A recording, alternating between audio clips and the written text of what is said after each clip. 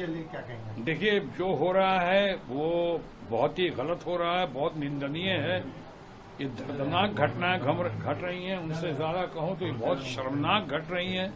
और कई लोग तो ये भी कह रहे हैं कि इसमें हमारे रूलिंग पार्टी के मित्रगण जो हैं, फ्रेंड्स लोग हैं रूलिंग पार्टी के, उसमें बहुत अपनी चुप्पी की वजह से और कुछ हरकतों की वजह से बहुत ही जिम्मेदार हैं, उनको लोग मान रहे हैं।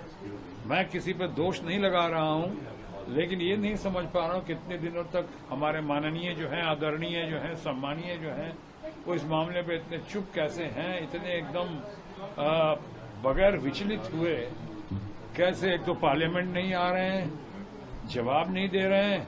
सबसे बड़ी बात इन घटनाओं पे जो इसका आपने जिक्र किया, चाहे हरियाणा का मामला हो कि उससे पहले हमारे अपने मणिपुर का मामला हो, ये उस पर कोई रोशनी नहीं डाल रहे हैं और न किसी को डालने दे रहे हैं। और इस पे उससे भी दुख की बात है कि पार्लियामेंट जो है, सदन चलाना सरकार की जिम्मेदारी होती है।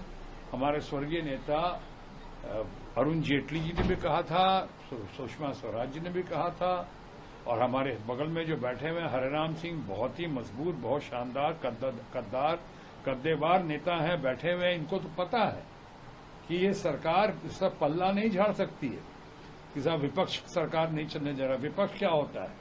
सरकार के सामने सरकार की सत्ता है, सरकार के पास सारे हथकंडे हैं, सरकार के पास सारी एजेंसी है जिसका दुरुपयोग होता है।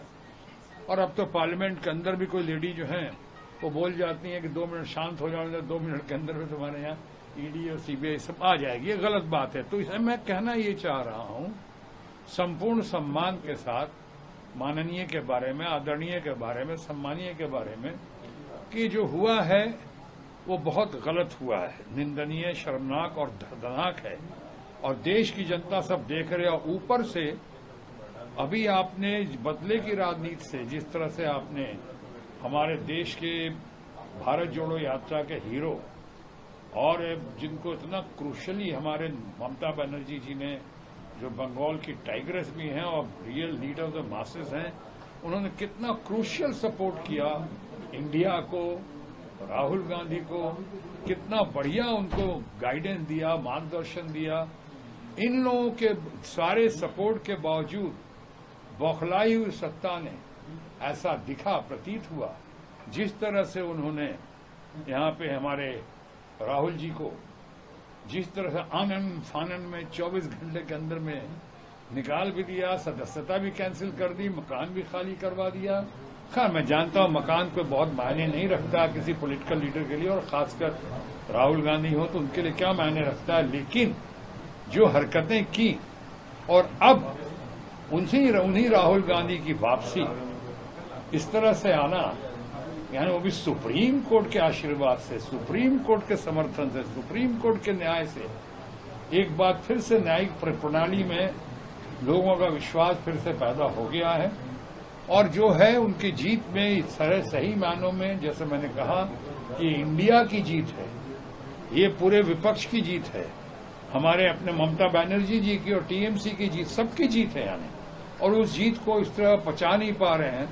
अब कोई बहाना ढूंढ रहे हैं। निकालते वक्त तो 24 घंटे के अंदर में निकाल दिया था, और 120 पेज का जजमेंट था, शायद 120 पेज का था। उसको कैसे पढ़े, कब पढ़ा, कब अनुवाद किया, और सीधे आनंद फानंद में राहुल गांधी जी को निकाल दिया था, हमारे विपक्ष के नेता को। मैं विपक्ष की हैसियत से बात कर रहा हूं, मैं कोई पर्सनल साइड नहीं ले रहा हूं। मैं विपक्ष के इंडिया का मजबूत मेंबर होने के नाते मैं सपोर्ट कर रहा हूं, को निकाल दिया। तो आज सुप्रीम कोर्ट ने इतने मान सम्मान के साथ पूरा स्टे दे दिया है, यहां तक कहा है कि अगर इतना मैक्सिमम सजा क्यों दी गई राहुल गांधी को, वो उनको समझ में नहीं आया सुप्रीम कोर्ट को। और यहां तक कहा उन्होंने कि अगर एक दिन की भी सजा कम दी जाती तो आज इनकी सदस्यता कैंसिल नहीं होती, और वायनाड के लोग जिन्होंने जिताया इनको इतने बहुत बहुमत से, उनके साथ अन्याय नहीं होता, ये कहा है।